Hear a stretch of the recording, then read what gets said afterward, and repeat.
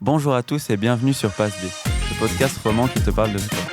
Aujourd'hui, comme pour tous les épisodes, je suis avec Maxime. Maxime, comment vas-tu? Nickel, et toi?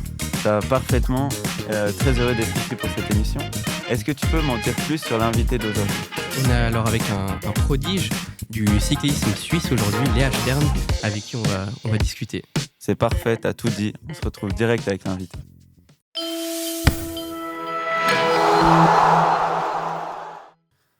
Léa, bienvenue. Bienvenue dans notre podcast. On est très heureux de te recevoir. Avec toi, on va évoquer ta carrière, le sport, le cyclisme féminin en général, comment tu gères la préparation d'une saison. Mais j'aimerais commencer par le commencement. Est-ce que tu pourrais te présenter brièvement et nous expliquer comment tu es arrivée dans le cyclisme? Bonjour, je m'appelle Léa Stern, j'ai 23 ans.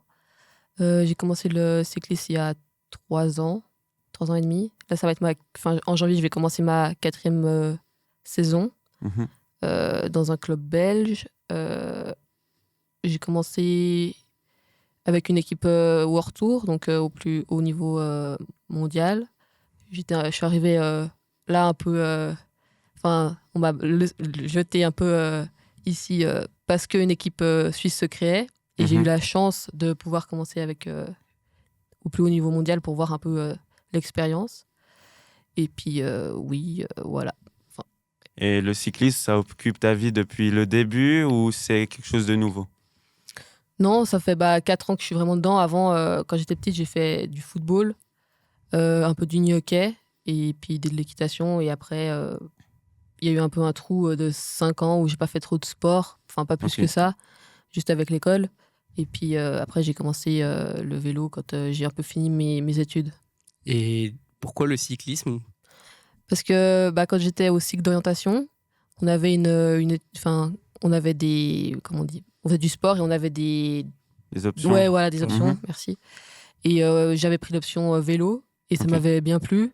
Et puis du coup, j'ai fait toute l'option.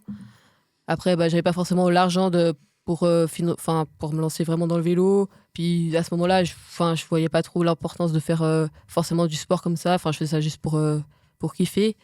Et puis du coup, c'est passé un peu... Il y a eu un trou, j'ai plus fait trop de vélo.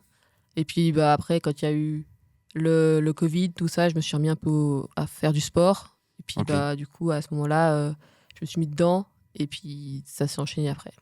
Donc c'est un peu un hasard, c'est pas une passion que tu cultives depuis l'enfance ou... Non, j'ai pas eu des parents qui faisaient du vélo comme plusieurs personnes que je connais. Ou... Non, c'est vraiment par moi-même et parce que ça me faisait... j'aimais bien, quoi. Et tu as évoqué le Covid justement comme un facteur du fait d'avoir commencé comme ça. Est-ce que tu penses que sans le Covid, si tu étais resté dans la routine comme tout le monde, t'en serais là aujourd'hui? Honnêtement, je pense pas, non. Parce que oui, c'est vraiment le Covid qui a fait que du coup, on n'allait plus à l'école en présentiel. Et puis du coup, je faisais mes études. Ouais, voilà. Et du coup, je suis plus chez moi. Ça me permettait vraiment de m'investir plus là-dedans, quoi. Ok. Donc en fait, ça a été un déclic. Un jour, tu t'es dit, je vais faire du vélo. Ouais, c'est ça. Et j'ai pris un entraîneur dans la foulée. Et puis du coup, oui, donc il y avait quand même un objectif. Ouais, de base, je voulais pas, je me voyais pas devenir professionnel. De base, je voulais juste réussir à faire des petites courses dans la région et puis un petit peu performer dans la région, mais je me voyais pas forcément devenir professionnel ou quoi que ce soit. Et puis c'est quoi un peu ce que tu visais comme course? T'as dit dans la région, c'est Suisse ou c'est Fribourg? Non, vraiment Fribourg, puis un peu sur Vaud. J'aurais voulu plutôt faire de base du VTT, mais après, mon entraîneur il me voyait plus sur la route. Et du coup, je préférais... Après, j'ai fait un peu de route et j'ai préféré. Du coup, je me suis lancée sur la route. Mais de base, c'était plutôt des courses comme la Bergy Bike. Je sais pas si vous connaissez. Et puis, les courses de la Gleb. La Gleb Bike. Des courses, VTT. Et justement, tu avais dit que ton entraîneur te voyait plus sur la route que VTT. C'est quoi la différence des attributs qu'il faut avoir, par exemple, entre VTT et route? Je dirais que sur VTT, il faut être très fort sur 1 heure. Donc, quelque chose de très, très punchy. Alors que sur route, c'est plus long, il faut être plus endurant. Ouais. Puis quand on commence à mon âge, donc quand j'ai commencé vraiment à 21 ans, on va dire, c'est plus dur de se lancer dans le VTT parce qu'il faut avoir une certaine technique sur le vélo pas avoir peur de sauter dans les pierriers, Ouais. par-dessus des racines, des choses comme Mhm. ça. Être un peu plus casse-cou. Ouais, quoi. voilà, c'est ça. Et c'est quelque chose qu'on apprend quand on voit les petits enfants sur les vélos, ils ont pas peur, alors que moi, ça allait être un peu plus compliqué. Ouais, justement, normalement, c'est un sport typiquement, qui est commencé vers quel âge? Bah, les gens qui sont très très forts sur le vélo maintenant, ils ont commencé, ils sont quasiment nés sur le vélo, quoi. Mhm. Puis, pour moi, c'est pas c'est comme ça. Ok. Et du coup, toi qui as commencé, on peut dire bien plus tard que la moyenne, est-ce que tu avais des inspirations, des gens dont tu pouvais t'inspirer du parcours parce qu'ils avaient la même trajectoire ou tu y allais dans le bain et comme ça, on y va, quoi. Ouais, franchement, je connaissais. Enfin, quand je suis arrivée dans le vélo, je connaissais vraiment. Enfin, j'avais pas de représentation féminine. Mhm. Et puis masculine, franchement, oui, peut-être certains grands noms, mais un peu comme tout le monde, peut-être Peter Sagan. Ouais. Mais sinon, je me disais pas, ah, j'ai envie de devenir comme lui. Enfin, c'était pas, non, pas spécialement, quoi. On reparlera plus tard de l'écart entre les hommes et les femmes Mhm. sur le cyclisme. Dernière question un peu sur cette thématique au début. Donc, tu as dit que tu avais un entraîneur. Par contre, du côté des équipiers, équipières, est-ce que tu en avais ou c'était vraiment seul? Tu dis, dans les équipes, forcément, sur route, on a forcément des équipiers, enfin des équipières. Donc, dès le début, tu t'entraînais avec des gens aussi. Ah non, non, non, à l'entraînement, non, l'entraînement cycliste, ça se fait principalement chez toi, Ok. tout seul. Et après, on planifie des stages et dans la saison. Et c'est à ces moments-là que tu vois vraiment tes équipiers, enfin tes équipières. Et puis c'est à ce moment-là que tu roules avec, mais principalement, tu es tout le temps seul. Donc, tu roulais par chez toi. C'est ça. Ok. Ouais, ouais. À quel moment tu as eu le déclic où tu t'es dit, OK, je vais vraiment m'y mettre à fond et je vais essayer de rejoindre une équipe ou de participer à des courses un peu plus... Enfin, c'était très bien ce que tu faisais déjà, mais des courses de plus haut prestige. Je pense que s'il n'y avait pas eu l'équipe Roland Kogias, chez qui j'ai commencé, qui s'était Ok. créée, donc c'est vraiment à ce moment-là qu'elle s'est créée, enfin quand j'ai vraiment commencé. Mhm. Si elle ne s'était pas créée, je pense pas que j'aurais eu la légitimité de commencer, vraiment d'arrêter arrêter mon travail où je travaillais avant, Ok. et d'arrêter et de vraiment me lancer à 100% là-dedans. Je pense pas que j'aurais eu le déclic parce que c'est quand même une prise de risque un peu. Oui. Et du coup, c'est vraiment à ce moment-là que je me suis dit, c'est maintenant ou jamais, il faut tenter. Enfin, on n'a qu'une chance comme ça, je pense, dans sa vie, quoi. Ok, donc tu as senti quand même qu'il y avait Oui, une vraie opportunité. Ouais, c'est ça. Et est-ce que... qu'est-ce que ça t'a apporté de rejoindre cette équipe par rapport à l'entraînement seul? Déjà, ça m'a fait connaître clairement le monde du cyclisme Ok. parce que je connaissais pas. Enfin, je m'imaginais pas que ça allait se passer comme ça, du sens voir l'équipe, vivre avec eux. Enfin, je savais pas comment ça se passait, Mhm. comment on allait se rendre sur les courses. Enfin, j'ai tout appris. Enfin, Ok. c'est dur à. C'est la ouais. structure en fait. Ouais, c'est ça. Ok. Tu l'as rejoint comment cette équipe? Tu as été recruté ou c'est toi qui as fait entre guillemets une offre? Non, en fait, mon entraîneur, il connaissait le manager de l'équipe. D'accord, donc. Et ok. du coup, sur ma première course nationale, mon entraîneur, il avait vu que j'avais des bonnes valeurs de puissance. C'est-à-dire? En gros, en vélo, on a des manivelles ou des capteurs sur les vélos Oui. qui captent nos puissances. Mhm. Moi, c'était à partir des pédales. Et en gros, ça enregistre tes données. Et il voyait que pour le peu de vélo que j'avais, donc à ce moment-là, c'est genre 6 mois que je m'entraînais vraiment. Ok. Et sur cette course-là, il a vu que que j'avais des bonnes puissances et qu'il s'est dit c'est peut-être intéressant si on veut prendre un peu les devants pour peut-être que je devienne cycliste pro, vu qu'il y avait cette équipe qui se créait, d'en parler au manager de mon équipe. D'accord. Et du coup, à ce moment-là, il a dit oui, on peut éventuellement la prendre dans l'équipe et la recruter pour éventuellement dans un futur prendre un risque pour qu'elle devienne une cycliste reconnue. Et tu as encore pu évoluer sur cet aspect par la suite? Pour devenir plus forte, tu dis? Oui. Oui, avec les entraînements que je fais maintenant depuis 3 ans, ouais, on voit que j'ai quand même évolué. Enfin, je suis plus la même personne parce que quand j'ai commencé avec cette équipe, j'avais pas de base, quoi. Je commençais, donc par rapport à maintenant où ça fait 3 ans, 2 ans et demi, 3 ans que je m'entraîne, oui, ça a clairement évolué. Et au niveau de ta routine, il y a quoi qui a changé par rapport justement au moment où tu as rejoint l'équipe? Déjà, il y a certains entraînements qu'on a mis en place, des entraînements hypoxiques, avec des masques à hypoxie où on travaille Ok, comme si on ouais, était en ouais. altitude. l'entraînement à la chaleur, donc dans les saunas. Beaucoup plus de volume par rapport à avant. Donc des heures de vélo. Et puis ouais, bah, c'est surtout les heures qui font que tu viens de plus en plus fort. Et du coup, bah, on dit que c'est sur 10 ans que tu progresses. Ok, ouais. Et du coup, bah, forcément, même en pratiquant sur 10 ans, bah, c'est là que tu vas devenir de plus en plus fort. Donc c'est ça qui me manquait. Et là, bah, ça fait que ma 3e année. Donc j'ai encore en Le meilleur reste à voilà, venir. c'est ça. Cool. Et avec cette première équipe, vous évoluez à quel niveau? C'était déjà à l'international ou vous restiez en Suisse? Non, c'était à l'international. Ok. On a couru. Moi, j'ai eu la chance de courir en Scandinavie avec eux, en Italie, en France, en Belgique, bah, sur les plus grosses courses en fait. Ok. Mais il faut savoir que ma toute première course, donc ma première course dans un vrai peloton, Oui. parce qu'avant je faisais pas j'avais jamais vraiment couru avec un vrai peloton. C'était les Strade Bianche. Donc tu commences direct Ouais, par le gros. Je sais pas si vous voyez quelle course c'est, mais Est-ce que tu peux expliquer en gros qu'est-ce que ça représente pour des cyclistes? bah, c'est un monument, c'est des plus grosses courses du monde, c'est vraiment ouais, les Strade Bianche, c'est en Italie, c'est connu, les courses sur les chemins blancs, Mhm. c'est quelque chose quoi. Donc il y a une vraie émotion quand tu concours là, tu arrives à réaliser un peu où tu es ou... Maintenant oui, mais quand j'ai commencé non. J'ai réalisé par après parce que moi je me disais ah bah je suis là C'est une course comme une ouais autre. voilà, Ok. c'est ça en fait. Donc t'avais pas trop les références si j'ose dire. Ouais, c'est Enfin, ça. Maintenant oui, je me rends ok. compte maintenant, mais quand j'ai commencé non, pas trop. Et du coup après tu as rejoint une autre équipe. Pourquoi avoir changé si rapidement? Parce que tu as fait quand même que 1 an je crois. Ouais, c'est ça. Bah parce que moi j'avais déjà un contrat que de 1 année avec eux, avec ma première équipe. Ok.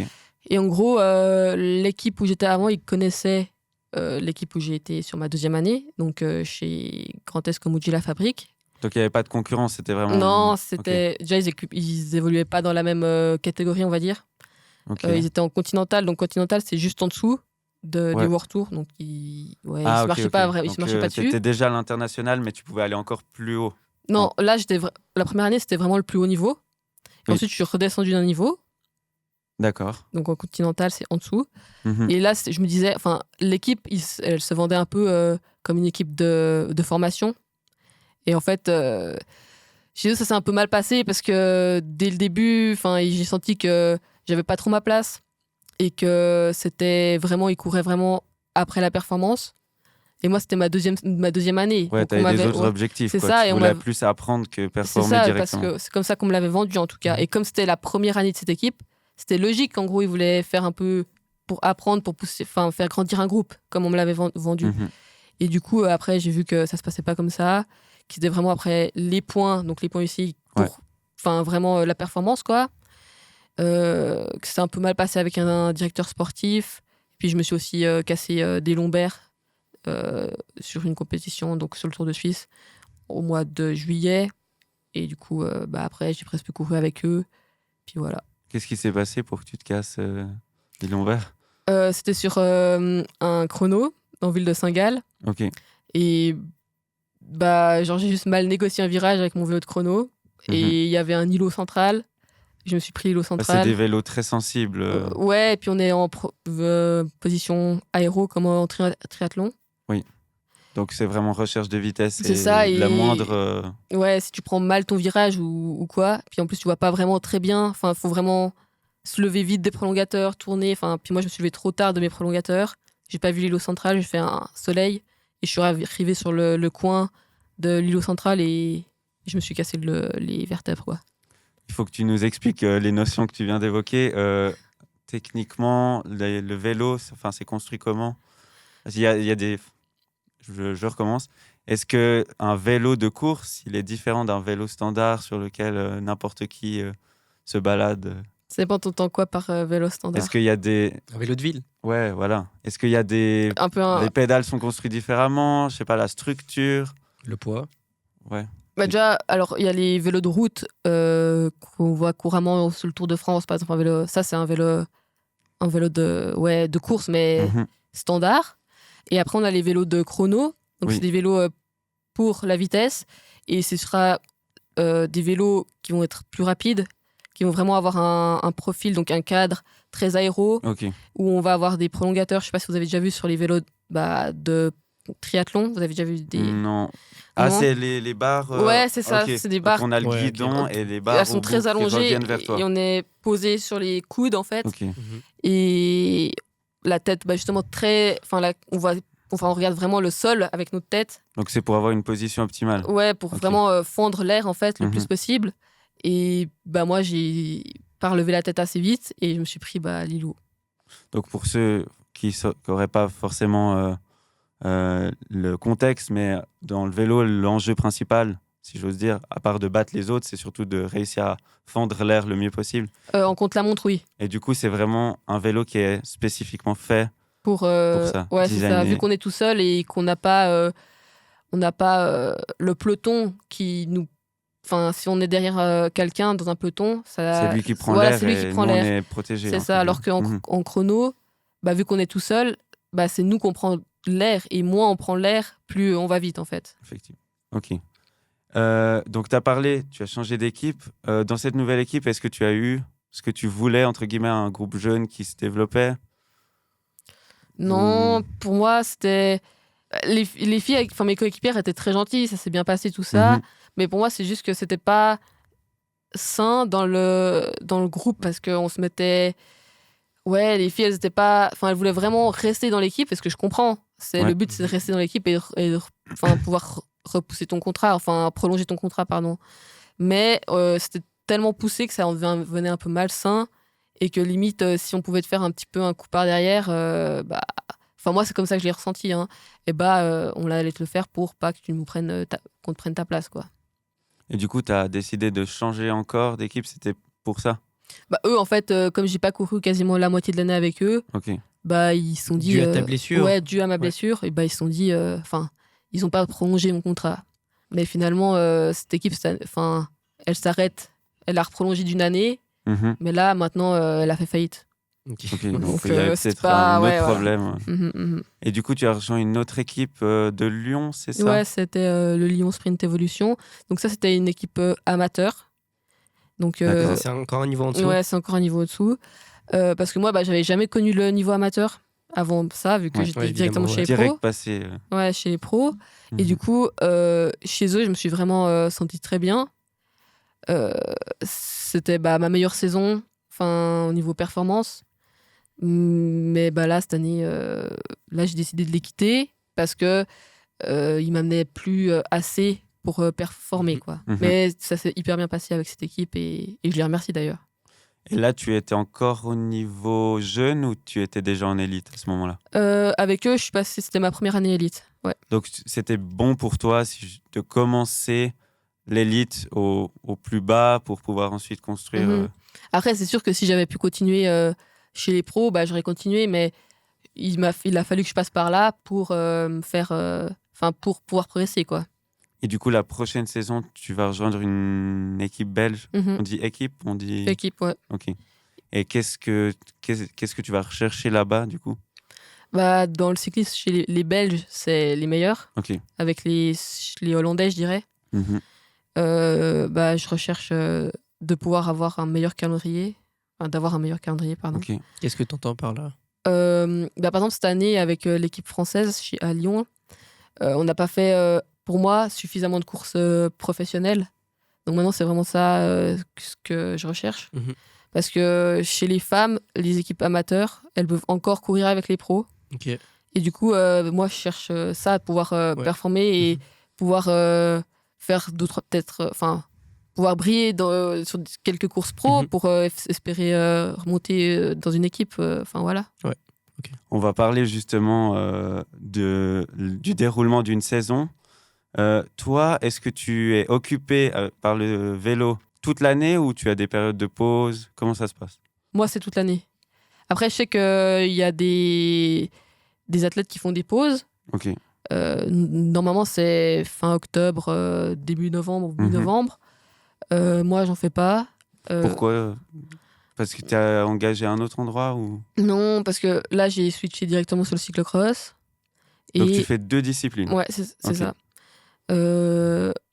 Mais ouais, puis je sens pas vraiment le besoin de faire une pause parce Mhm. que j'ai un coach qui me suit et on prend beaucoup de, on fait très attention à que je sois pas surentraîné ou sous-entraîné. Mhm. Et du coup, je décide de pas prendre de pause. Mais après, si je sens qu'à un moment j'ai besoin d'une pause, bah je vais en faire une. Mais là, depuis le début, depuis le début que j'ai commencé le vélo, j'ai pas senti spécialement de coup de mou.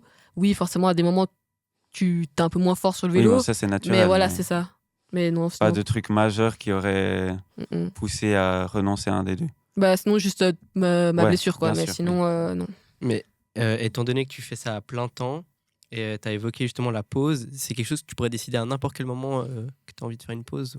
C'est pas très avantageux de le faire en pleine saison. Ouais, évidemment. Ouais, voilà. Mais c'est pour ça que j'évite. Mais si vraiment il faut, bah il faut. Mais Il n'y moi a en pas de pleine saison, raison pour l'instant. voilà, et en pleine saison, je suis motivée, j'ai pas envie de faire Mhm. une pause, c'est le moment où il y a les courses Mhm. et j'ai pas, voilà quoi. Ok, ouais.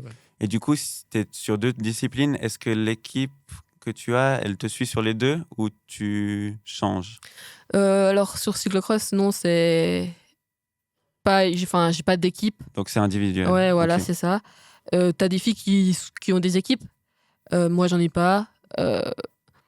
Et pour le moment, ça me convient comme ça. Et tu retrouves les mêmes concurrentes? Ça dépend. Donc il y en a Mais vraiment qui oui. font 100% l'un ou l'autre. Ouais, c'est ça. Ok. Bah là, en Suisse, je vois pas vraiment de filles comme ça qui font les deux. Enfin, qui font cyclocross et route. Ok. Mais oui, il y a des filles qui font route et ensuite cyclocross, mais elles vont être plus cyclocross et elles vont faire de la route pour Ouais, entraîner le pour un cyclocross. peu, Enfin, pour faire un maximum d'entraînement de volume sur le vélo de route. Et ça les aide à passer sur le cyclocross. Et c'est quoi la différence du coup entre les deux, cyclocross et route? Cyclocross, c'est beaucoup plus punchy. C'est un peu comme le VTT, mais sur la, ouais, avec, comme le VTT, c'est beaucoup plus punchy. Et puis, ouais, t'es sur le terrain. Au niveau de la longueur, on est sur 1 heure. équivalent. Ouais, non, on est sur quelque chose de 1 heure. Enfin, comme le VTT, mais sur la route, Ok. ça sera plutôt 3h30, 4 heures. Donc si je comprends bien, le cyclocross c'est plus aventure dans la forêt, puis la piste est un peu moins bien tracée ou c'est quand même des parcours vraiment.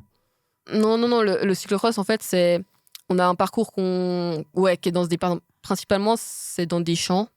Ok. Ouais, dans des champs que les paysans mettent à disposition.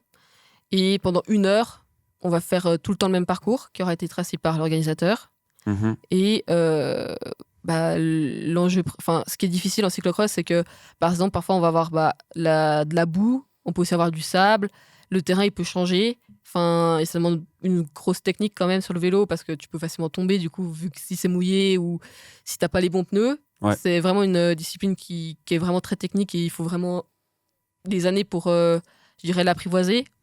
Moi, j'ai plutôt j'ai commencé le cyclocross parce que justement, ça peut m'apporter des techniques, de la technique pour la route, notamment l'équilibre sur le vélo. Donc tu l'utilises pour améliorer voilà, moi c'est ta dans ce route. sens. Ouais, Ok. c'est dans ce sens-là. Cool. Mais de base, je pensais pas, on va dire progresser comme j'ai progressé cette année sur le cyclocross. Donc est-ce que tu vois ça comme une manière de rattraper ton retard Ouais, c'est ça. sur route, sur les filles qui ont commencé quasiment depuis qu'elles sont nées finalement? Oui, c'est ça. Justement, pour, comme je disais, être agile sur le vélo, c'est important. Parce que c'est sûr que t'as des filles, quand t'es né sur un vélo, il fait quasiment partie de toi le vélo. Tu tombes beaucoup moins qu'une fille que tu mets sur un vélo comme ça et qu'elle est dans un peloton. Mhm. Ça demande une technique, quoi. Et tu avais parlé de ton entraîneur. Est-ce qu'il te suit sur les 2 disciplines? Ouais, mais c'est sur les 2, ouais. Et est-ce que c'est lui, par exemple, qui choisit de t'inscrire à une course? Vous regardez ensemble? Est-ce que c'est de ton côté? Tu regardes ça? Ça se passe comment? On regarde les 2. Mhm. Et après, il fait... bien sûr, s'il me dit « on pourrait faire cette course-là parce que ça irait bien dans la planification de la saison », moi, je regarde si ça me tente ou si ça me tente pas. Mais oui, on regarde ensemble et on discute de ce qu'on peut faire. Comme là, on a fait toute la Coupe Suisse. Actuellement, je suis 2e de la Coupe Suisse. On va faire des coupes de France, une Coupe de France, Cool. Courir en Espagne et après, cette année, on va commencer aussi les Coupes du Monde en Belgique et aux Pays-Bas. Ambitieux. Ouais. Et du coup, les saisons, elles se chevauchent pas ou... Non, alors avec le cyclocross, c'est pratique, c'est pas comme avec le VTT. T'as vraiment l'hiver, le cyclocross et printemps, été, la route. C'est marrant, j'aurais pas dit cyclocross hiver. Ouais, moi aussi. Pour moi, nature. Ouais. Mais du coup, vous arrivez des fois avec de la neige Ouais, ou des ouais, trucs ouais. comme ça? L'année passée, je me souviens, il y avait une course dans la neige. Enfin, c'était. Parfois, faut s'accrocher parce que parfois il fait vraiment froid et là, à ce moment-là, t'as pas trop envie de faire la course, hein, mais il faut quoi. Et c'est possible quand même qu'ils annulent la course parce que la météo elle est trop défavorable ou c'est Franchement, vraiment allez-y dans En tous les cas. cyclocross, je pense qu'ils peuvent annuler, mais il faudrait qu'ils fassent vraiment. Ça t'est jamais arrivé quoi. Non. Bon, ça fait que 2 ans que j'en fais, mais je pense qu'en cyclocross, vas-y. Hein. Ok, sympa. Et est-ce que ta préparation, c'est la même au niveau du matériel, par exemple? Tu dis les vélos? Ouais. Toi, t'as combien de vélos, par exemple? J'ai 2 vélos de cyclocross, Ok. 2 vélos de route. Donc déjà c'est pas les mêmes C'est pas les mêmes. pour les Et disciplines. c'est ça, c'est pas les mêmes. Et bah, un vélo de chrono. Et tu les alternes ou tu en bosses que sur un? Enfin, comment ça se passe au Bah, niveau de la gestion du matériel? Bah, disons que ce qui est pratique avec les vélos de route et les vélos de cyclocross, c'est que c'est le même. Enfin, c'est principalement le même cadre. Enfin, Ouais. c'est un peu un cadre de route. Après, il y a quelques subtilités, mais c'est pas très. Ça change pas grand chose. Mhm. Donc, on peut passer facilement de l'un à l'autre. Bien sûr, après, si tu vas dans la boue, c'est pas pareil que si tu roules sur la route. Mais principalement, t'as pas besoin d'une transition, on va dire, pour habituer ton corps à rouler dessus. Alors que le vélo de chrono, on commence à rouler dessus. Enfin, moi, personnellement, je commence mars, avril à rouler dessus. Parce que les chronos, principalement, c'est plutôt vers l'été que ça commence vraiment Ok. à en avoir dans le calendrier, quoi. Est-ce que tu fais aussi de la préparation en salle avec les vélos pour voir ta résistance au vent ou des trucs comme ça? Alors, ouais, il y a un mois, bah, du coup, c'est la première fois que je l'ai fait, Ok. avec un Anglais, qu'on a fait ça au Vélodrome, enfin un Anglais qui s'appelle Niels Poulton. Il travaille avec, enfin son métier c'est, je sais pas comment on appelle ça, mais technicien, Ouais, il s'occupe pour l'aéro sur les Mhm. vélos quoi. Et j'ai fait ça avec lui et mon entraîneur, on a fait ça au Vélodrome à Aigle. Ok. Et en gros, il met des capteurs sur ton vélo de chrono. Et il fait en sorte que tu sois le plus aéro possible. Du coup, il y a plein de réglages à faire sur le vélo, les casques, les combis. Enfin, Son métier c'est que faire ça. je sais pas s'il fait que ça, mais en tout cas, ouais. Mais c'est hyper spécifique en tout cas Ouais, comme, ouais. comme partie du sport. Ouais. Ouais. Donc c'est aussi un aspect important pour toi où toi tu laisses faire les spécialistes. Oui, parce que tu peux pas. Ça, tu vas pas remplacer les compteurs qu'il met sur ton vélo. Je peux Oui. pas. On avait fait une Mais il y a pause. aussi le ressenti de l'athlète. Oui, mais là, franchement, pour l'air, je pourrais pas te dire Ok. que je vais plus vite parce que ça se joue à.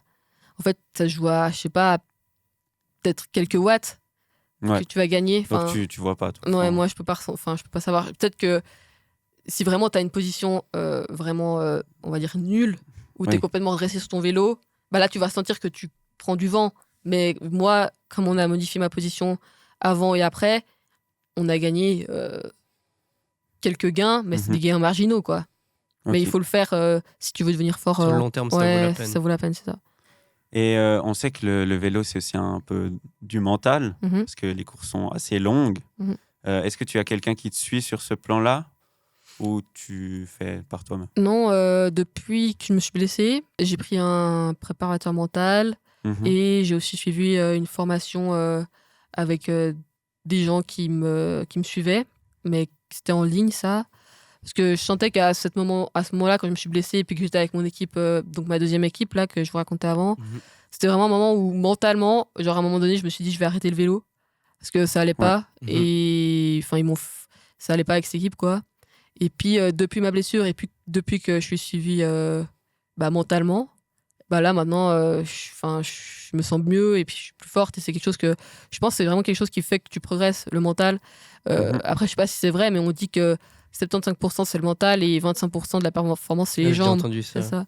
Donc moi je vois une différence et je pense que franchement c'est important parce que surtout que dans le sport un jour tu peux être super fort Oui. et le lendemain tu peux être moins bien Et et tu sais pas pourquoi. Mhm. Et du coup dans ta tête après tu te poses trop de questions et tu peux facilement tomber dans un cercle vicieux négatif et c'est pas le but parce que si t'es négatif dans ta tête après sur le vélo ça va pas non plus quoi. Logique. Et c'est quelqu'un que tu vois régulièrement ou que quand ça va moins bien?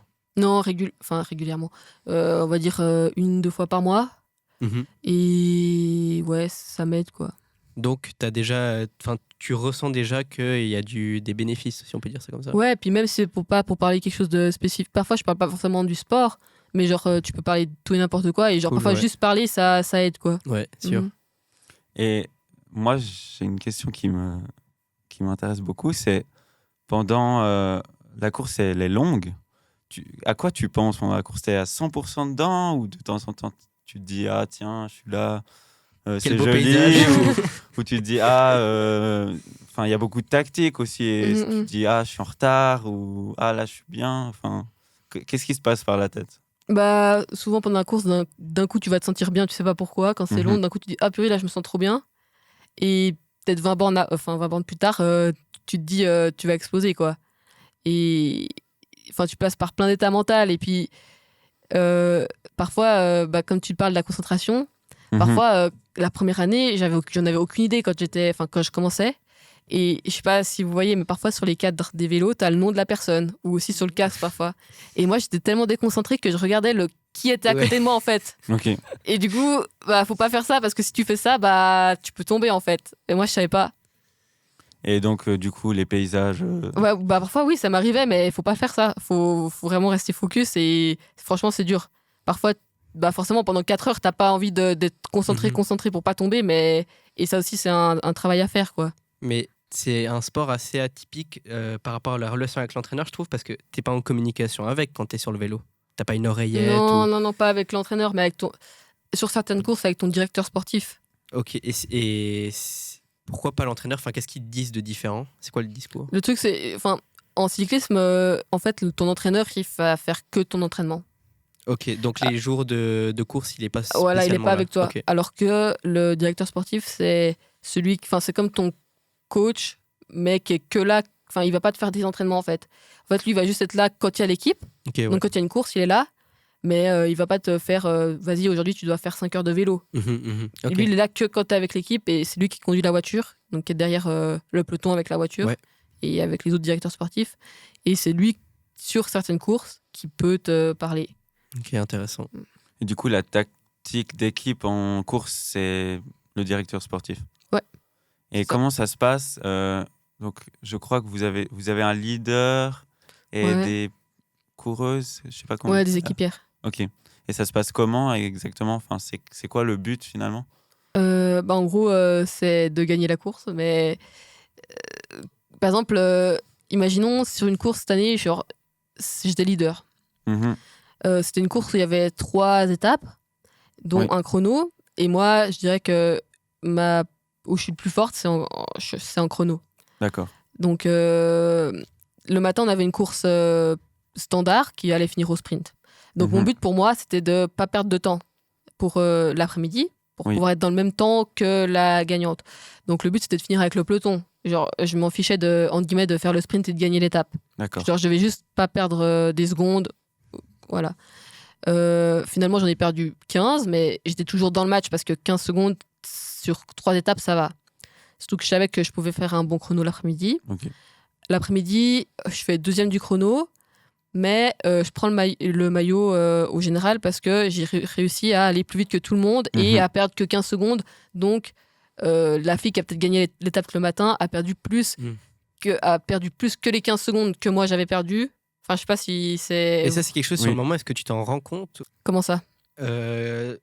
Justement, tout ce truc que tu le passes devant, etc. Ou c'est que après quand tu vois le résultat que tu le sais? Sur les grosses courses, les filles elles savent parce que du coup, elles ont le directeur sportif qui a une oreillette. Ah Et oui, ouais, en gros, évidemment. c'est tellement... Enfin, il y a une structure dans la course. Enfin, l'organisateur, il dit les temps en direct, tout ça.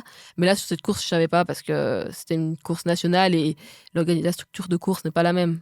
Donc sur le moment, tu savais pas que t'étais Sur le moment, en course, je savais pas, non. Ok.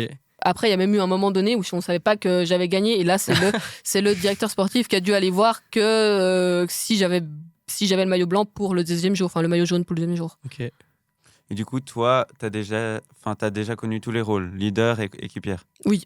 Après, équipière en World Tour, quand c'est ta première année, tu fais pas trop l'équipière, tu fais plutôt un peu je vais survivre, quoi. Donc, ton but, vraiment, c'était de finir la course, quoi. Ouais, voilà. Donc, c'est pas Je toi pouvais pas, j'arrivais pas qui à a aider. relayé. Voilà, Ok. j'avais pas le physique pour aider à ce moment-là. Enfin, Mhm. j'étais vraiment là dans une optique d'apprendre pour le futur, quoi. Parce qu'en gros, qu'est-ce qui change quand tu es leader ou équipière si tu es une équipière qui a pour but de relayer? Bah, par exemple, imaginons, on sait qu'au kilomètre 90, il y a une côte et Mhm. que ça va jouer là la course, parce que par exemple, la fin de la course, elle est en haut de la côte. Nous, on veut placer notre leader au pied de la bosse, en tête du peloton, pour Ouais. pas que elle. Parce que si tu es tout derrière le peloton, il faut savoir que parfois, tu as peut-être 500 mètres à boucher sur l'avant du peloton. Oui. Et il faut savoir que dans le peloton, il y a des filles qui vont se relever. Donc le temps que toi, tu es tout derrière, tu déplaces toutes les filles qui se sont relevées et que C'est tu arrives sur les filles trop tard. Ouais, voilà, c'est trop tard. Donc le but, c'est vraiment, côté équipière, d'aider ta leader à être placée à un tel endroit dans la course. Et est-ce que entre vous, vous discutez? Oui, avec les oreillettes, mais parfois, les oreillettes, on n'entend pas trop. Donc, Et ça vous arrive de crier même ou... Ouais, ouais, ça peut Parce que, arriver. Ouais. pour moi, le cyclisme, il y a beaucoup d'ambiance sur les côtés de la part des spectateurs. Mais est-ce que du coup, ça vous empêche de communiquer entre vous ou c'est quelque chose qui n'a pas trop un rôle, si je peux dire? Moi, ça m'a. Ouais, non. Moi, les spectateurs, ça m'a jamais dérangé. Mhm. Après, parfois, dans les oreillettes, tu comprends pas trop ce qu'on te dit. Mhm. Donc, tu essayes un peu d'improviser. Bah, après, tu sais à peu près à quel moment tu dois aider Ouais, de toute ta. façon, il y a le plan tactique. Ouais, voilà, c'est de ça base. qui est de base, en fait. Et tu sais que s'il y a une côte qui va arriver et que ça se joue de la côte, que tu dois être devant. En cyclisme, il y a bien sûr, pendant un tour, il y a le leader du classement général qui porte le maillot jaune. Mais il y a d'autres maillots, je crois. Est-ce que tu peux expliquer comment ça se passe, en gros, une compétition? Bah, dans les principes. Enfin, normalement, dans les tours, bah, tu as le maillot jaune. Mhm. Donc, la leader du classement général. Le maillot blanc, c'est la meilleure jeune. Ok. Comment C'est quelle catégorie, jeune? C'est maintenant, depuis cette année, chez les femmes, c'est comme chez les hommes, donc c'est jusqu'à 25 ans. Ok. Maillot à pois, c'est le leader de la montagne. Donc il y a des points ou des sommets parfois sur les étapes et tu additionnes les points en passant en première en haut. Mhm. Voilà. Maillot du meilleur sprinter. Donc c'est comme la montagne mais sur des sprints. Oui. Et Je crois que c'est le plus combatif de l'étape. Ah oui. Mais ouais, voilà. Mais ça, comment tu calcules plus combatif? Ça, c'est l'organisateur qui décide. Donc il y a un jury qui va Ouais, décider. c'est ça. Ok, Ouais. cool. Et toi, tu serais plutôt, du coup, à viser le sprint, si j'ai compris, plutôt que la montagne. Je t'aurais peut-être dit ça il y a 2 ans, mais maintenant, non, je pense que. Bien sûr, il y a des compétitions où non, je peux pas jouer la montagne, mais là, maintenant, je pense que je me verrais peut-être plus quand même grimpeuse que sprinteuse. Ok. C'est quoi un peu la différence en termes de type d'athlète Bah, en gros, ou d'effort à fournir? Ouais, une sprinteuse, bah, ce sera une fille qui va être très forte sur des efforts de 1 minute à 10 secondes. Mais qu'il faut quand même qu'elle soit placée au début. Ouais, mais Mhm. c'est ça dépend beaucoup du coup de ses coéquipières, parce que si elle se crame, entre guillemets, à prendre beaucoup de vent dans le peloton, Ouais. bah, elle perd de l'énergie. Donc là, elle dépend beaucoup des équipières qu'elle a. Alors qu'une grimpeuse, bah, aussi, elle va aussi dépendre de ses équipières, mais beaucoup moins du fait que bah, au plat, t'as le vent, mais en montagne, bah, l'aspiration, on va dire, il n'y a presque pas d'aspiration, quoi. En montagne, vu que c'est la pesanteur qui joue, mais il n'y a pas de frottement de l'air, en gros, parce que tu vas beaucoup moins vite. Et du coup, en montagne, bah, ce sera plutôt des athlètes, c'est un peu cliché, mais un peu plus fines, quoi, ou que des sprinteuses qui seront qu'on dit ça les grosses cuisses, quoi. Ok. J'ai cru que cliché, t'allais dire il y a que des Suisses en montagne et Non. il y a que des Belges sur les sprints. Non, ouais, les sprinteuses sont principalement belges et Ah, donc quand hollandaises. même. Oui, ouais. Parce Mais pas que, c'est mais une question d'habitude, tu penses. disons que en Belgique c'est tout le temps plat, du coup c'est toujours des courses qui finissent souvent au sprint. Mhm. Donc les filles elles sont habituées à sprinter, on va dire ça comme ça. Mhm. Mais après t'as des filles, je sais pas, je pense que ça vous dit rien, mais Lotte Kopecky qui est dans le top 10 mondial, elle grimpe très bien, mais elle est très forte au sprint aussi. Je suppose qu'il y a aussi, dans les entraînements, on fait en sorte que tu améliores aussi quand tu es en montagne. Oui, c'est ça. Mais Parce- par exemple, tu vois, une sprinteuse peut apprendre à monter, Mhm. enfin bien grimper, Mhm. mais quelqu'un qui est forte en montagne et qui est super fine, bah, elle aura jamais des grosses cuisses comme une sprinteuse et du coup, Ok, elle va ouais. jamais sprinter pour gagner un sprint, quoi. Ouais.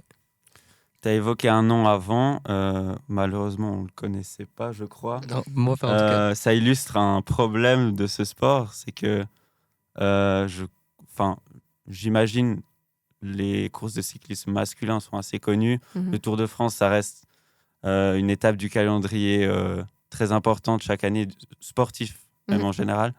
Par contre, je sais qu'il y a un Tour de France féminin, mais il est beaucoup moins médiatisé. Ouais. Comment vous gérez ça en tant qu'athlète, de ne pas avoir la même médiatisation que les hommes qui font exactement le même sport finalement? Après, dans le vélo, moi, je trouve qu'on n'est pas trop mal lotis. Il y a des sports qui sont beaucoup moins médiatisés Mhm. au niveau féminin. Ok. On voit que d'année après année, ça prend de plus en plus de place quand même à la télévision. Donc tu remarques une évolution. Oui. Ok. Enfin, moi, je suis arrivée quand quand ça se médiatisait. Ok, Mais ouais, de ce donc qu'on me c'est peut-être, raconte, en tout cas, que ça évolue, que ça évolue, que ça évolue. Mais je vois que déjà sur les 2 ans où quand j'ai commencé et maintenant, je vois déjà que le peloton féminin a fait un gros boom et que les filles, elles ont vraiment, vraiment évolué. Donc il y a une évolution de la qualité aussi. La qualité Ok. et niveau médiatique, pardon, bah, moi, je vois pas trop de différence parce que, comme je t'ai dit, avant, j'étais pas là. Mais je sais que, par exemple, le Tour de Romandie, féminin, il passe à la télé les 3 jours de course. Mhm. Mhm. Et ça marche vraiment, je crois que ça marche vraiment bien et que là, ils battent des records pour la deuxième édition. Chaque année, ils battent le c'est record ça, de l'année passée. Ouais, c'est ça, en gros. Et après, je sais que c'est difficile de trouver des sponsors parce que forcément, les grosses équipes masculines, bah, elles prennent beaucoup de place. Mais Il y en a qui font des équipes mixtes. ouais, il y a quelle équipe? Bah, oui, il y a 2-3 équipes en gros, mais ça sert à rien de les citer, mais oui, qui font les deux et qu'ils y parlaient même d'être obligés à en faire deux. Enfin, obliger les équipes masculines à avoir Ok, une équipe féminine. Ils parlaient de intéressant. ça, ouais. Tu penses que ça pourrait aider le cyclisme féminin? Non, moi je trouverais ça dommage de faire forcément que le sport féminin ressemble forcément au sport masculin. Ouais. Ça serait plus péjoratif que. Enfin, pour moi, je trouve Ouais. que c'est bien qu'il y ait deux. Enfin, qu'on colle pas tout au masculin, quoi. Mhm. Parce que tu arriverais à citer des différences, justement, entre les deux. Bah, chez les filles, les courses, elles sont beaucoup plus ouvertes. Par exemple, c'est moins stéréotypé. Chez les hommes, bah, on sait que un coureur va attaquer à cet endroit-là. Ok. Genre, ça C'est plus soit, prédictible. voilà, c'est ça. Alors que d'un coup, t'as une fille dans la course, elle a envie d'attaquer, bah, elle va attaquer et tu vas pas savoir pourquoi. Enfin, c'est pas stéréotypé comme Ok. chez les garçons, quoi. Ok. Il y a moins de règles comme ça. Et les courses, c'est les mêmes parcours? Les tours, je sais que c'est plus court. Mhm. Mais les courses, est-ce que c'est la Strade Bianche, par exemple? Est-ce que c'est les mêmes que les hommes? Le kilométrage n'est pas le même que ça va se rapprocher petit à petit. Mais oui, on passe sur les mêmes secteurs que les garçons, mais Ok. la course est un peu raccourcie. Mais ouais, principalement oui. Et est-ce que tu remarques que le public, il est de plus en plus important le long de la piste? Non, je pourrais pas te dire qu'il y ait plus de public maintenant qu'il y a 2 ans, mais il y a des filles avec qui j'étais dans le peloton quand on a fait le tour de Romandie. Une Italienne, elle est venue vers moi, elle m'a dit waouh, en Romandie, il y a du monde, quoi. Enfin, Mhm. sur les routes, il y a Ok. du monde. Donc, oui, les filles qui étaient là avant moi, elles s'en rendent compte, ouais. Et ça t'aide, cet engouement du public? Bah ouais, forcément, c'est cool. Enfin, ouais, d'être supporté, ouais. Tu le ressens ou t'es trop dans ta bulle? Non, je le ressens. Ok. Ouais, je le ressens. Et s'il y avait une course à retenir qui t'a marqué dans ta carrière? Bah, je pense le Tour de Romandie, hein. Je pense, pour moi. Pour quelle raison? Parce que c'est chez toi. Mhm. Puis cette année, j'avais le maillot de l'équipe suisse, du coup, c'est un peu une fierté. Mhm. Mais ouais, le Tour de Romandie, quoi. Et niveau performance, t'avais plutôt bien réussi? Bah, j'ai vu que que je m'étais améliorée par Mhm. rapport à il y a 2 ans. Mais c'est encore trop élevé pour moi. Enfin, maintenant, c'est encore un niveau trop élevé, Ouais. mais je sens à y venir dans les années futures, quoi. Donc c'était plus le contexte de la course qui a Ouais, fait c'est ça, que c'est ta exact. préférée à ce Mhm, jour. Ok. mhm. On a vu donc les différences. Est-ce que au niveau du sponsoring, toi, tu arrives à trouver ton compte pour en vivre du cyclisme féminin? J'en vivote. J'ai des sponsors, Mhm. mais j'arrive pas à en vivre à 100%, non. Là, je fais que ça, Oui, que du vélo, mais on doit mettre, mon père et mon copain, ils m'aident à côté. ok. Mm. Et- Donc, le cyclisme, enfin, l'équipe dans laquelle tu es, elle t'aide pas pour ça. Non. Et Elle- est-ce que c'est le cas de toutes les cyclistes féminines, ou est-ce que c'est particulier, par exemple, à ton niveau? Quand tu es au plus haut niveau mondial, donc World Tour, là, t'es payé. Ouais. Mais après, dès que tu sors juste du World Tour, euh, en France, normalement, tu es obligé d'être payé au SMIC. Mhm. Ok. Mais sinon, je sais que c'est difficile pour beaucoup de filles, quoi. Et donc, quand toi, tu étais au World Tour, tu touchais. Ouais, c'est ça. Et est-ce que ça a impacté ta décision de descendre dans les échelons, ou c'était quelque chose qui t'apportait pas, toi? Tu dis mon salaire? Oui. Si ça m'a dérangé d'être moins payé? Ouais. Bah forcément, c'était moins Mais payé, ça. parce que est-ce que enfin, disons, je vais Est-ce que ça reformuler. a failli enlever ta décision de descendre d'un Ah, niveau? Ouais, voilà. bah, j'avais pas trop le choix de descendre. Enfin, ils voulaient plus de moi où j'étais avant. Ok. Donc je pouvais pas. Je voulais pas. Enfin, ils voulaient plus de moi. Du coup, j'étais obligé de rebondir et d'aller dans une autre équipe à ce Mhm. moment-là. Ok, je vois. Et est-ce qu'à terme, tu vises d'être, disons, stable financièrement avec le vélo? Ouais, j'espère. Bah, là, cette année, mon but, c'est de faire des courses pro, comme je vous ai dit, en Belgique. Mhm. Je pense que maintenant, j'ai un peu plus ce niveau pour pour m'illustrer sur des courses pro, pas World Tour, mais en dessous. Donc, classe 1, classe 2, c'est en Mhm. dessous de World Tour, Ok. où il y a un peu moins de niveau, mais c'est quand même pro. Et de peut-être avoir un contrat pro d'ici, j'espère, l'année d'après, donc 2026, et sinon 2027. Et qu'est-ce que ça pourrait t'apporter en plus, ce soutien financier? Ça serait pour acheter du nouveau matériel, pour améliorer ta préparation? Un peu tout? Partir, déjà partir en stage plus facilement. Mhm. Euh, Parce que les stages, c'est quoi les exactement? stages, c'est quand tu pars dans un pays plus chaud pour faire du vélo, pour en gros poursuivre ta progression en début de saison, Mhm. pour te mettre en forme pour la Mhm. saison qui D'accord. arrive, tu vois. Et moi, j'ai la chance de pouvoir quand même partir en Espagne. Dans 10 jours, je pars 2 semaines en Espagne Mhm. pour faire un peu un bloc d'endurance pour la suite du cyclocross, Ouais. pour ensuite revenir sur le cyclocross en Belgique. Et quand on aura passé donc, les championnats suisses en janvier de cyclocross, qui sont à Montreux d'ailleurs, Ok. quand on aura passé cette période-là, après je pars 3 semaines à Tenerife. Et ben, des vacances. Non, Ou- pas beaucoup de bornes. Ok. Et quand tu vas faire ces stages, donc le but vraiment, c'est organisé par des équipes ou c'est Non, organisé? ça c'est par moi-même. Là, par exemple, Ah, typiquement, ok. cette année, l'équipe chez qui je vais, si je veux participer au stage, c'est à moi de payer. D'accord. Donc, Oui, d'où ta réponse avant ouais, de ouais. dire de pouvoir participer à plus de stages. Ouais, c'est ça, plus de stages. Puis même, là, comme je dis, je vais chez mon copain, mais pouvoir l'aider aussi financièrement, faire ou pas tout le temps se questionner, est-ce Mhm. que je peux acheter ce matériel-là? Est-ce que je peux faire Mhm. ça? Est-ce que je peux faire ça? Et juste par rapport encore au stage, est-ce que tu vas seul ou tu vas avec quelqu'un d'autre? Là, je vais avec mon copain. Ok. Et sinon, pas que moi. Ok, donc ton entraîneur, le directeur sportif, eux, ils te coachent Non. à distance, ou c'est vraiment du coaching, on va dire, personnel? C'est ce que tu fais. Enfin, est-ce que tu t'entraînes vraiment toute seule? Il y a pas de conseils Non, ou... il y a un suivi avec mon coach, Ouais, mais le directeur sportif, comme je t'ai dit, il regarde pas du tout ton entraînement. ouais, juste. Ouais. Ouais, Mais donc le coach te suit à distance. ouais, c'est ça. Ok, et comment? Ça se fait comment? Par téléphone, après il met mon programme en ligne. Ok.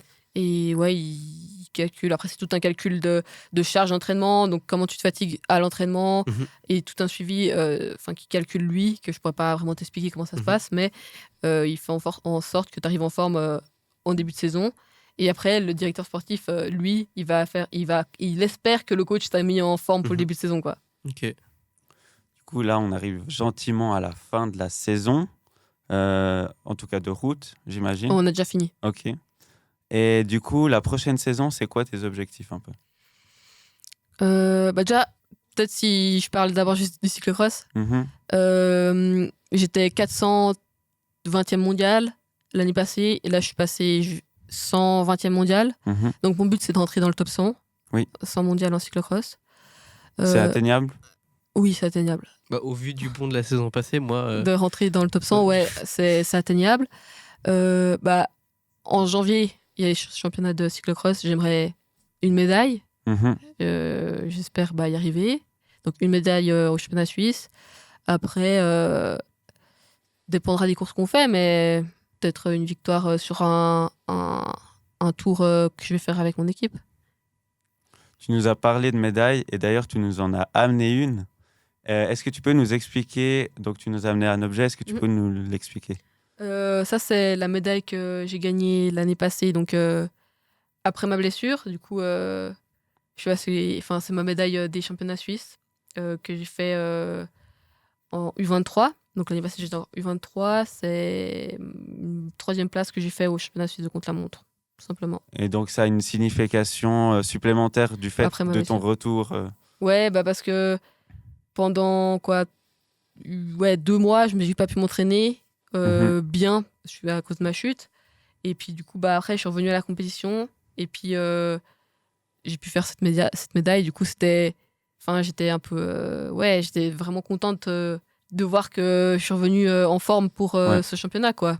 Oui, justement, retour de blessure comme ça, est-ce que tu visais une médaille ou t'essayais juste de te remettre un peu dans le bain?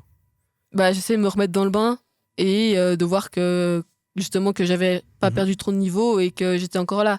Et ça m'a rassurée. Et depuis ce moment-là aussi, je pense que mentalement, ça a aussi évolué avec le préparateur mental, tout ça. Et je pense qu'à partir de cette médaille-là, maintenant, je suis dans un cercle plus positif, quoi. Cool. Et tu vas essayer de garder ton dû ou même d'améliorer, d'aller chercher l'or cette année? Ou c'est pas chaque année? Oui, c'est chaque année. Mais là, cette année, je suis passée en élite. Donc c'était différent, mais j'ai fait 4e quand même. Okay. À 15 secondes de la 2e place et à 12 secondes de la 3e. Donc c'est clairement un objectif. Donc là, on a fait toutes les préparations sur la piste à Aigle, tout ça, pour gagner pour avoir des gains. Comment je t'ai dit ça? Pour avoir des gains, en gros, sur le vélo de chrono. Donc, on a fait toutes ces préparations. On va travailler beaucoup le vélo de chrono cette saison et pourquoi pas un podium en 2025. Ouais. Et à plus long terme, est-ce que tu as des objectifs? Repasser pro. Okay. Et champion suisse chrono. Aussi, peut-être j'espère, pourquoi pas aussi en course en ligne, quoi. Enfin, course standard. Oui. Mais être pro et m'épanouir là-dedans, quoi. Et par exemple, les JO, c'est dans le coin de ta tête ou c'est encore très loin? Ouais, non, pour moi, c'est encore loin. Enfin, c'est dans 4 ans. Et là, je vais entamer ma 4e année de vélo. Ouais. Donc ça serait plutôt encore dans 8 ans, du coup. Non, c'est dans 4 ans. Je pourrais peut-être, si j'évolue bien, j'aimerais pouvoir participer à Los Angeles. Mais j'y pense pas trop. D'accord. Donc c'est un rêve, mais je me on dis verra, pas. quoi. C'est ça. Si je le fais pas, je le fais pas. Et ça va pas m'arrêter. Et des championnats du monde, élite, du coup? Ça aussi, j'aimerais bien les faire. Mais après, ça dépend, tu vois, de beaucoup de facteurs. Parce que en élite, t'as beaucoup de filles fortes en Suisse quand même. Oui. Donc c'est des sélections par pays? Ouais, c'est par pays. Ok. Et c'est difficile de se faire une place avec la sélection suisse. Et c'est combien de places, du coup? Enfin, la Suisse en je crois que c'est ça dépend du classement UCI, mais je crois on est donc plus un pays est fort, plus il envoie de personnes. En gros, ouais, c'est ça. Ouais, exact, ouais. Et toi, tu ambitionnes de faire partie de ce contingent? Ouais, j'espère. Mais il faut se faire sa place et c'est difficile. C'est plus par... Enfin, quand ils amènent de nouvelles cyclistes, c'est plus par cycle, donc ils changent toute l'équipe, ou est-ce que c'est vraiment, dès qu'il y en a une qui sent peut-être elle a passé son je sais pas comment dire ça, son meilleur niveau, Mhm. Ils vont en prendre une nouvelle. Non, en gros, ouais, c'est ça. Genre, ils voient que tu performes à ce moment-là, bah, ils te prennent. Mhm. Et puis, dès que tu performes plus, bah, en gros, on prend plus, quoi. Ok, donc c'est pas, par exemple, t'es pris et après t'as 5 ans assurés, on va dire, c'est vraiment en fonction de tes performances Mhm. actuelles. Ouais, c'est ça. Ok, donc il faut toujours... Prouver que t'es là, quoi. Exactement, Ouais, c'est ça. merci. Et c'est où que tu pourrais gagner encore beaucoup, enfin, où ta marge de progression est la plus grande? C'est difficile à dire, mais bah, je dirais en montagne quand même. Ouais, Ok. en montagne. Mais je pense un peu dans tout. Je pense, bah, peut-être pas au sprint parce que ça, c'est un peu un domaine inné. Oui. T'es fort au Tu l'as sprint. ou tu l'as ouais, pas. c'est ça. Ok. Mais ouais, en montagne, je pense que c'est là que je peux vraiment performer. Et puis aussi en chrono. Enfin, je peux gagner un peu partout. Mais c'est des années de travail. Finalement, j'aime bien poser cette question. S'il y avait un rêve en cyclisme, pour toi, ça serait quoi? Être dans le top 10 mondial Ok. sur route, ouais. Et de cyclocross, bah, ça, on verra si ça se passe bien ou pas. On te le souhaite. Si on veut te suivre, Mhm. où est-ce qu'on peut le faire? Bah, sur Instagram. On mettra ça de toute façon dans la description. Mhm. Ou sur Facebook pour les plus anciens. Est-ce que tu as un site, un endroit où suivre les courses de cyclisme féminin? Est-ce que tu sais comment on fait ça? Bah, ça dépend de qui les rediffuse, mais Ouais. c'est vrai que c'est pas facile. Diffuseur traditionnel ou alors? Il n'y a pas un site des championnats du monde ou enfin du World Tour ou je sais pas. Non, bah, Eurosport, mais sinon, je pourrais pas trop. Ça dépend, c'est vraiment quand la chaîne décide de rediffuser la course, quoi. J'ai plus de questions. Est-ce que tu en as encore? Moi non plus, mais merci beaucoup d'être venu, c'était hyper intéressant. Avec plaisir, bah, j'espère que j'étais assez clair. C'était parfait. Je pense que ça a donné envie de faire du vélo, même si la saison d'hiver approche. Tu l'as montré, on peut en faire toute la saison, donc c'est nickel. S'il y a des autres athlètes qui souhaitent nous contacter pour faire partie de notre émission, ben, le mail, il est dans la description. Pour nous suivre, vous pouvez aller sur Instagram pour suivre les actualités. N'hésitez pas à vous abonner à la chaîne YouTube, à lâcher un pouce bleu, aussi à vous abonner sur Spotify et sur Apple Music. Apple Podcast. Apple Podcast, bah oui, forcément. Et on remercie évidemment Maxime, l'équipe technique, mais aussi le restaurant Al Cilento pour son soutien. Et on se retrouve dans un prochain épisode tout bientôt.